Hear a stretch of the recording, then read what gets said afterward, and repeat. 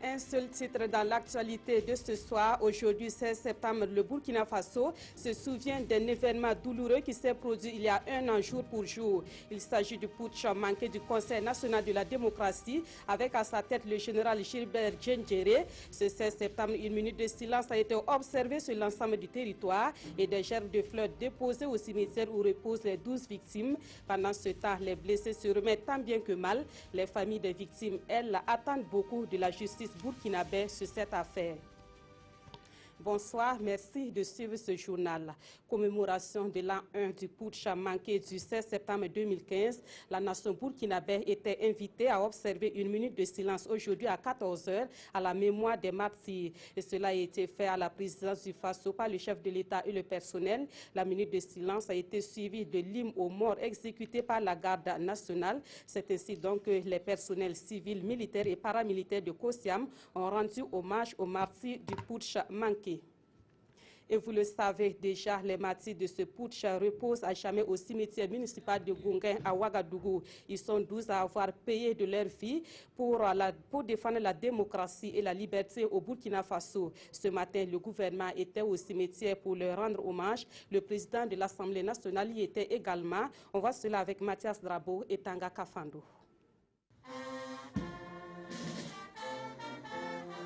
Au cimetière de Gounguin, la nation burkinabé rend hommage à ses fils et filles tombés lors de la résistance au coup d'État du 16 septembre 2015.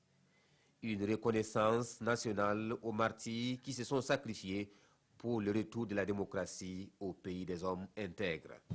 Nous sommes venus exprimer la solidarité du gouvernement, mais également la solidarité de tout le peuple burkinabé. Pour ceux qui ont payé le plus de 100 tombant sur le champ d'honneur. Et la patrie ne voudra jamais le sacrifice suprême qu'ils ont consenti pour défendre la liberté et la démocratie, pour défendre le peuple. Et au-delà de cette résistance, c'est une leçon inscrite dans l'histoire de la marche politique de Burkina Faso.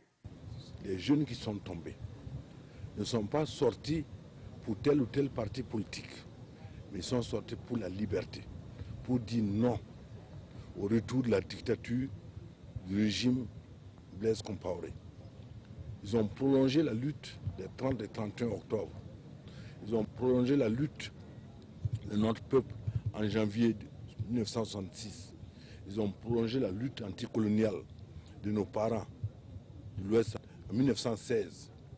Donc je dirais que ces dignes fils tombés à la face du monde ont sauvé non seulement les acquis démocratiques au Burkina Faso, mais ont donné une leçon de courage, d'oser lutter à tous les enfants d'Afrique et même au-delà. En attendant justice, les autorités ont réaffirmé leur solidarité et l'assistance nécessaire aux blessés et aux familles des victimes qui ont payé le prix fort pour que le Burkina Faso retrouve le chemin de la démocratie. Voilà donc un an que le Burkina Faso a failli basculer dans un régime d'exception. Mais qu'est-ce qui s'est réellement passé au sommet de l'État ce 16 septembre 2015? Le Burkina Faso était sous le régime de la transition et on était à un pas des élections générales qui devaient permettre à notre pays de renouer avec l'ordre constitutionnel normal. Le rappel des faits avec Frédéric Etienne Bastenga. On commence par cette information qui nous est parvenue du Burkina Faso. Nous revenons sur la situation confuse au Burkina Faso. Le chef de l'État et le Premier ministre sont retenus par des militaires à la présidence au Burkina Faso. Fait plus de doute, il s'agit bien d'un coup d'État et non d'une mutinerie au Burkina. C'était le 16 septembre 2015, le Burkina faisait la une des médias du monde. Ça s'est passé hier, c'est-à-dire les arrestations du... Ces images tournées au palais de Kossiam sont diffusées pour la première fois. Une scène surréaliste. Des ministres à pied quittent le palais, le conseil des ministres de ce jour est interrompu. À l'entrée principale des militaires armés jusqu'aux dents, ils ordonnent aux ministres de rebrousser chemin. Pris entre le marteau et l'enclume, ils se réfugient sous ce caïcédra dans la cour de Kossiam.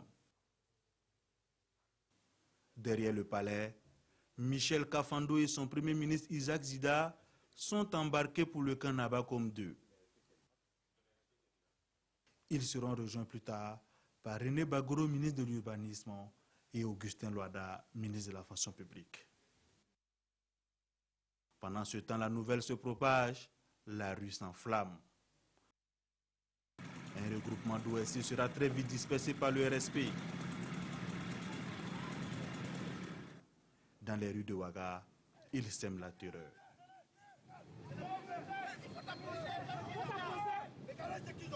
Jusque-là, personne ne sait les revendications du RSP. Il faut attendre le lendemain pour voir les premiers visages des auteurs et leurs revendications. Le président de la transition est démis de ses fonctions. Deuxièmement, le gouvernement de transition est dissous. Troisièmement, le Conseil national de transition est dissous. Quatrièmement, une large concertation est engagée pour former un gouvernement. À cet instant, l'homme fort du pays est le général Gilbert Diendéré. Il ferme les frontières et dans la foulée décrète un couvre-feu. C'est un coup d'État. Et on poursuit avec le rappel des faits pour dire que suite à l'annonce officielle du putsch, une résistance populaire s'est engagée. Les Burkinabés se sont mobilisés pour dire non à ce qu'ils ont considéré comme une forfaiture et un recul démocratique. Les acteurs de la société civile, des structures syndicales et du Conseil national de la transition ont résisté par tous les moyens. Retour sur les grands moments de la résistance avec Moumouni Soubeiga. La résistance ne s'est pas faite attendre dès la confirmation du putsch le 16 septembre 2015. Les organisations de la société civile, avec le balai citoyen en tête, appellent les citoyens burkinabés et l'armée à défendre leur démocratie. Dans l'après-midi, des manifestants descendent dans les rues pour exprimer leur désapprobation face au coup de force du RSP, le régiment de sécurité présidentielle. Très vite, les leaders du balai citoyen commencent à développer des stratégies de lutte. Nous avons décidé de nous rencontrer au niveau de la Maison du Peuple pour une réunion de crise rapide. Et environ 30 à 45 minutes plus tard, nous étions déjà en branle sur Kosiam. Voilà. Parce que l'heure était grave. Les réseaux sociaux ont été très utiles pour servir cette résistance-là. Par la suite, d'autres organisations de la société civile sonnent également la mobilisation. À partir du 19 septembre, la résistance devient presque générale avec l'appel du président du Conseil national de la transition. En province, l'appel semble être entendu, principalement par les jeunes. Dans les rues, les barricades sont vite dressées sur les grands axes. Difficile de circuler.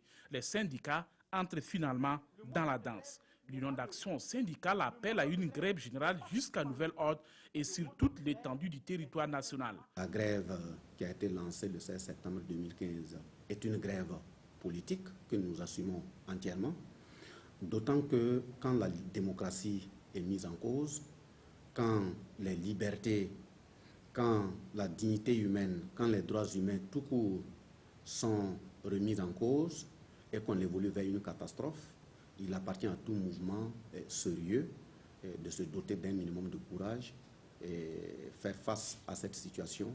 L'appel sera également entendu par l'ensemble des travailleurs. Le lendemain, Ouagadougou et plusieurs autres grandes villes du pays sont paralysées. Le RSP a le dos au mur. La résistance ne fait que commencer. Elle gagne toutes les localités du pays et prend une haute tournure. Sollicitée par la population, l'armée entre finalement en jeu. Les jeunes officiers prennent leurs responsabilités et organisent une descente sur Ouagadougou. Des Bobo Dioulasso à Dédougou en passant par Fadane Gourma et Kaya, des convois des blindés rallient la capitale sous les applaudissements et les encouragements des populations. Le 21 septembre 2015, les militaires des provinces font leur entrée à Ouagadougou. Dans la soirée, ils encerclent complètement la capitale. L'affrontement est imminent. Des négociations sont vite initiées. Elles se mènent toute la journée. Il faut coûte que coûte éviter un bain de sang. Le RSP accepte de faire des concessions. Nous sommes le 22 septembre. Un accord est finalement signé entre des officiers de l'armée loyale et ceux du RSP et sous l'égide de Mogonaba Bango. Au final, le chef des putschistes, le général Gilbert Diendéré, annonce son intention de remettre le pouvoir, mais ces éléments ne veulent pas se faire désarmer. Face au refus de déposer les armes, l'assaut sera finalement lancé sur le Kanaba Kom 2, la base du RSP. Le RSP abdique. Les officiers sont mis aux arrêts. La mission est accomplie. Les militaires venus des régions reprennent la route pour regagner leurs garnisons respectives. Tout au long de leur trajet, ils sont applaudis par les populations satisfaites du dénouement de la crise. Cette question à présent, que deviennent les victimes de ce putsch manqué un an après? Un blessé et une famille ayant perdu son fils dans ce coup de force ont livré des témoignages sur leur situation. Tous disent avoir le regard tourné vers la justice burkinabé. On les entend dans cet élément signé Oscar Soulama, Kosun Koulibaly et Maïmouna Traoré. On ne peut pas parler. Vraiment, c'est regrettant. Vraiment, ça nous a choqués. Jusqu'à présent, on déplore vraiment notre fils qui est parti. C'est avec une voix tremblotante que Laurent Abdul Karim Kolgo s'exprime à notre micro. Un an après le décès de son neveu Apollinaire Kolgo, la famille est encore sous le choc comme si c'était hier. Le 18 septembre 2015, Apollinaire tombe sous les balles assassines des putschistes. Un drame pour ses géniteurs dont il était le fils unique. Ses parents sombrent alors dans l'amertume, la maladie. Le vieux Kolgo en meurt le 29 juin 2016. Depuis le décès de l'enfant, il a commencé des petites maladies, ça n'allait pas. Il était devenu, il y avait un traumatisme bizarre, donc bon, finalement son papa aussi est décédé. Sa maman vit dans la tristesse, on essaie de faire avec. Sa maman ne fait plus rien. Depuis le décès de l'enfant, elle avait un restaurant au village, elle a tout abandonné, elle est assise. Paul Wangrawa, lui, a eu plus de chance. Il s'en est sorti avec des blessures qui l'ont paralysé pendant plus d'1 mois. Et aujourd'hui encore, il en porte les séquelles. Ils m'ont frappé avec des ceinturons là, et des cordelettes. Et il y a un qui est venu avec son arme et puis m'a tapé le crâne ici. Donc j'ai perdu connaissance. On m'a amené au CMA de Kosoro. Mais comme personne ne travaillait ce jour, il n'y avait personne, il n'y avait même pas de service minimum. Le dos, je ne pouvais pas m'asseoir. Donc tout le dos s'était fendu et puis le genou aussi. J'ai mal au genou, je ne peux pas bien marcher, je porte les séquelles. Et mon docteur m'a dit de faire un scanner au niveau de la tête parce que souvent j'ai toujours des vertiges. Tous, blessés et parents des victimes, ont le regard tourné vers la justice. On veut qu'il y ait la justice pour que ces gens de trucs-là ne reproduisent plus. En tout cas, selon nous, vraiment, il faut qu'il y ait la justice pour que vraiment les coupables soient punis. On attend la justice parce que, vous voyez, quand je vous ai dit on peut rire mais on pleure, c'est quoi? Nous, on pensait au moins qu'aujourd'hui, on devait quand même situer les responsabilités. Les blessés et les parents des victimes du putsch se sont alors constitués en association pour mieux défendre leur cause. Vous l'avez entendu, la principale préoccupation des blessés et des familles des martyrs du putsch manqué, c'est bien la justice. À ce jour, 85 personnes ont été inculpées dans le dossier du putsch manqué, mais l'action judiciaire a été marquée par plusieurs étapes. On peut retenir l'arrestation de 2 généraux de l'armée et l'inculpation du président de l'Assemblée nationale de la Côte d'Ivoire. Des libertés provisoires ont également été accordées à des personnes inculpées. Des précisions avec Aboubakar Sayon. Les arrestations et la procédure judiciaire sur les événements du 16 septembre 2015 ont débuté juste après l'assaut des forces de défense sur le camp Nabakom 2 le 28 septembre. Dès le mardi 29 septembre, le général de gendarmerie Djibril Bassolé, ancien ministre des Affaires étrangères dans le dernier gouvernement de Blaise Compaoré, est arrêté à son domicile à Ouagadougou.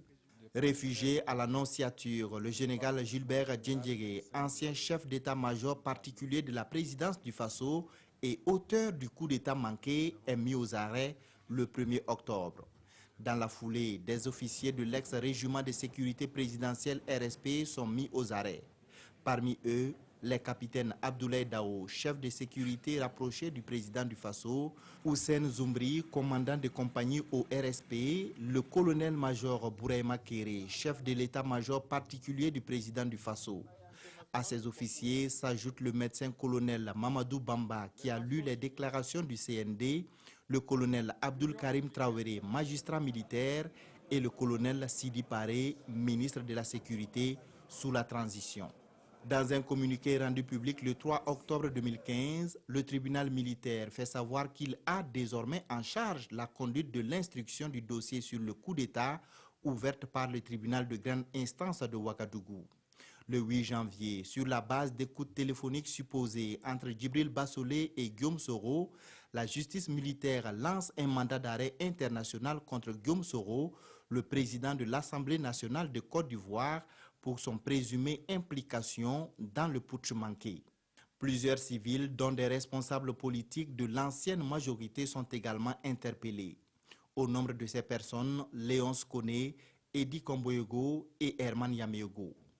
Les chefs d'accusation vont de l'attentat à la sûreté de l'État à des crimes contre l'humanité, comme c'est le cas pour le général Djendjéré. À cela s'ajoute le recel de cadavres, le faux en écriture, le meurtre, la complicité de meurtre, l'association de malfaiteurs, la trahison, la révolte, l'enlèvement et la séquestration et bien d'autres. À lui seul, le chef des putschistes devra répondre de 11 chefs d'accusation. L'instruction du dossier connaît un tournant décisif le 8 juin 2016. Dans une conférence de presse, la justice militaire annonce l'abandon des poursuites contre Guillaume Soro pour vice de procédure. Elle choisit la voie de la dénonciation et laisse à la Côte d'Ivoire la décision de poursuivre ou non le président de son Parlement. L'affaire fait grand bruit dans la presse et dans l'opinion nationale. S'ensuit l'extradition par la Côte d'Ivoire de l'adjudant-chef Moussa Nebié, alias Rambo, membre de l'ex-RSP et recherché par la justice militaire dans l'enquête sur le coup d'État raté. Le dossier sur le coup d'État manqué connaît encore de nouvelles vagues avec les libertés provisoires accordées à certaines personnalités inculpées. Le nombre de ces personnes en liberté provisoire passe de 17 à 33 entre juin et juillet 2016. Léonce Koné, premier vice-président du CDP, Edi Komboyego, président du CDP, et le commandant Abdoulaziz Korogo, chef de corps par intérim du régiment de sécurité présidentielle, recouvrent la liberté en attendant le procès. Le dernier point sur l'instruction du dossier est fait le 14 septembre 2016. Selon le commissaire du gouvernement, 85 personnes sont à ce jour inculpées, 39 sont en détention préventive, 12 non détenues, 34 en liberté provisoire et 10 en fuite. Le procès du putsch manqué de septembre 2015 devrait commencer en mi-octobre selon le tribunal militaire. Prenons à présent les nouvelles de Aminata Wangrawa. C'est ce bébé qu'une balle a frôlé alors qu'il était encore dans le ventre de sa maman. Le bébé miraculeux du putsch qui a alimenté les causeries pendant longtemps se porte bien aujourd'hui. La petite Aminata continue de faire l'objet de toutes les attentions et sa famille ne cesse de rendre grâce à Dieu. On la découvre dans ce reportage de Siedi Laréenne et Zalissa Sanfo. Aminata Wangrawa, un nom et un visage qui ne vous disent peut-être pas grand-chose. Mais son histoire, vous l'avez certainement entendue ou l'avez vous-même contée à d'autres personnes. C'est elle qui, pendant le putsch manqué du 16 septembre dernier, avait pris une balle tout en étant toujours dans le ventre de sa mère. Enfant miraculé pour les uns, enfant RSP pour les autres.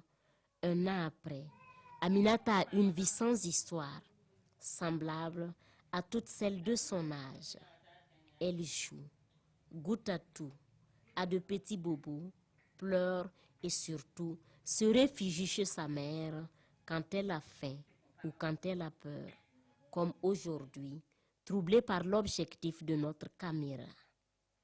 L'histoire du putsch manqué, la famille Wangrawa ne l'oubliera pas de sitôt. Et ce premier anniversaire, elle le célèbre sous le signe de la reconnaissance à Dieu. Mille merci à Dieu, car c'est une grâce. Si les deux sont encore vivants, pour moins que ça, beaucoup n'ont pas survécu.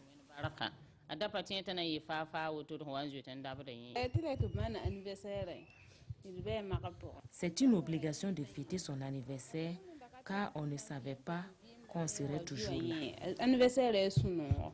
L'histoire de Aminata Wangrawa, comme celle du coup d'État manqué, marquera à tout jamais les esprits. Et le cri de cœur de cette famille, c'est plus jamais ça.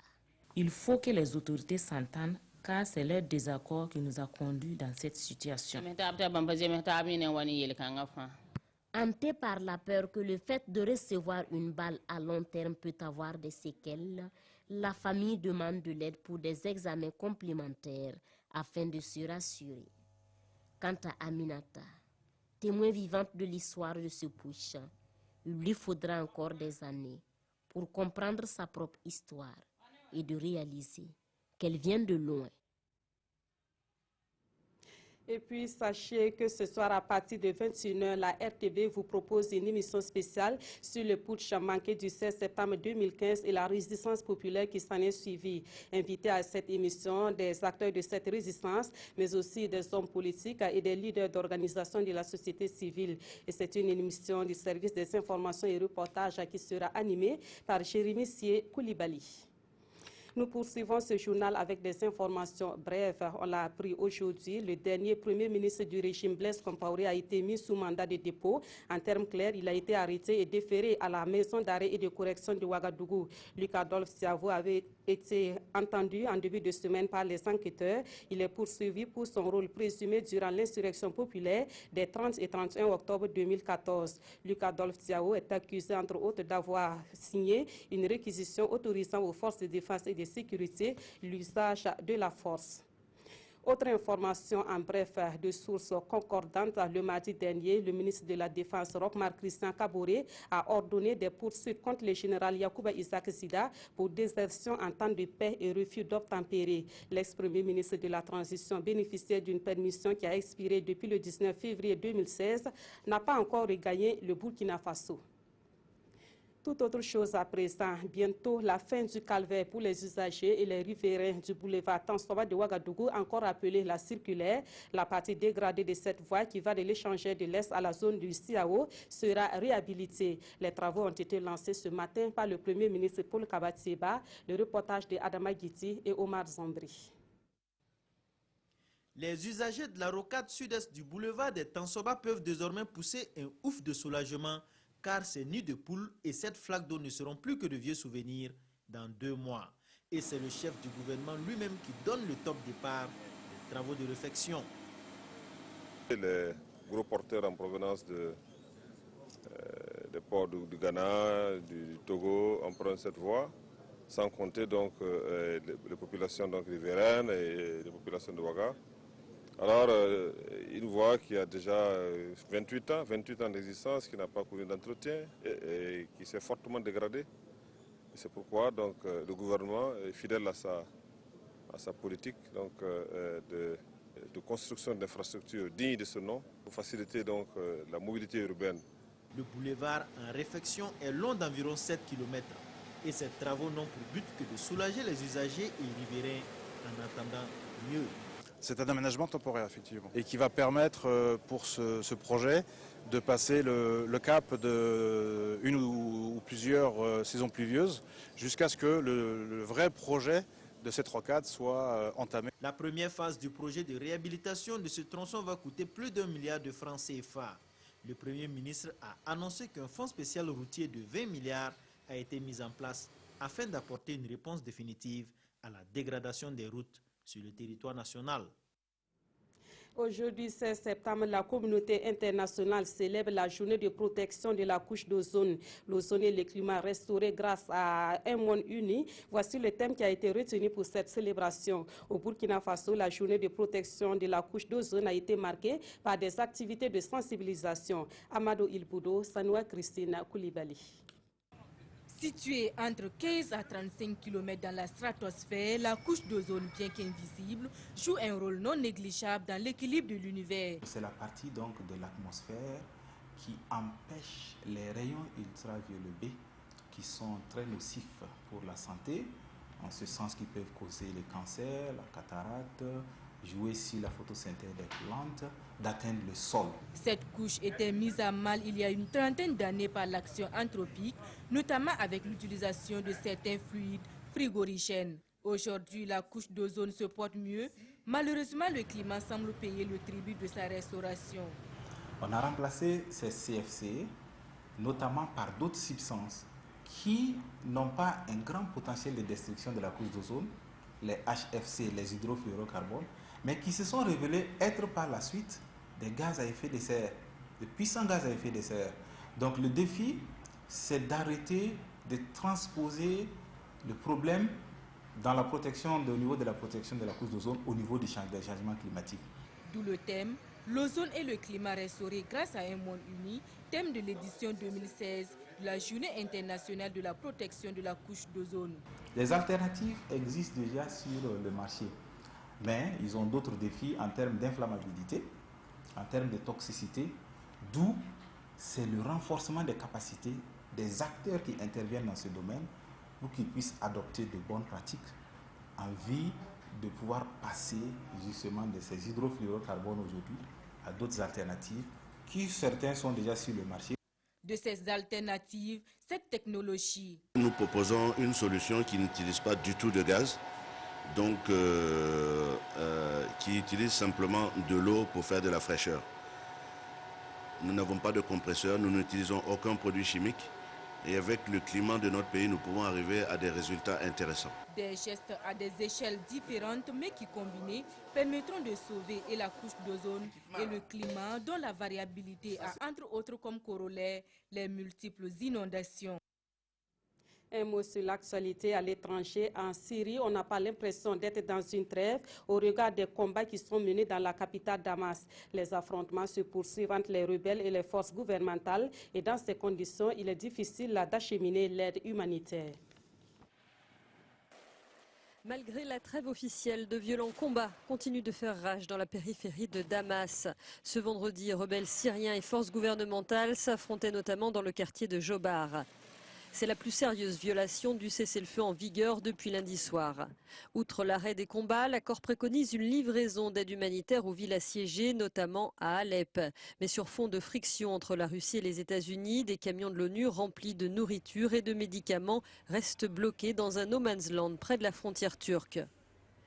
Depuis Genève, ce porte-parole de l'ONU explique: nous sommes prêts à partir dès que possible, mais les modalités pour garantir un passage en toute sécurité ne nous ont pas encore été données, dit-il. Nous savons qu'il y a au moins 250 000 personnes dans l'est d'Alep qui ont besoin d'aide.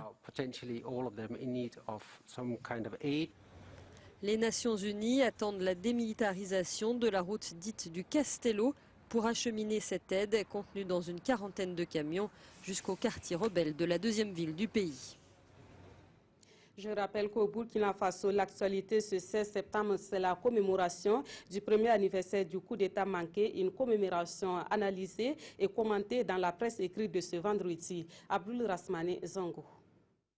1 du coup de force avorté jour pour jour analyse aujourd'hui au Faso. L'exemple burkinabé plus qu'un cas d'école continuera d'inspirer en Afrique et ailleurs. Et la leçon 1 à tirer, argumente le journal, c'est que le pouvoir d'État se conquiert désormais par les urnes. Et le second élément, les dirigeants doivent faire preuve de gouvernance vertueuse, expurgée de népotisme, de populisme et d'affairisme, au risque d'être nez à nez un jour avec des imposteurs.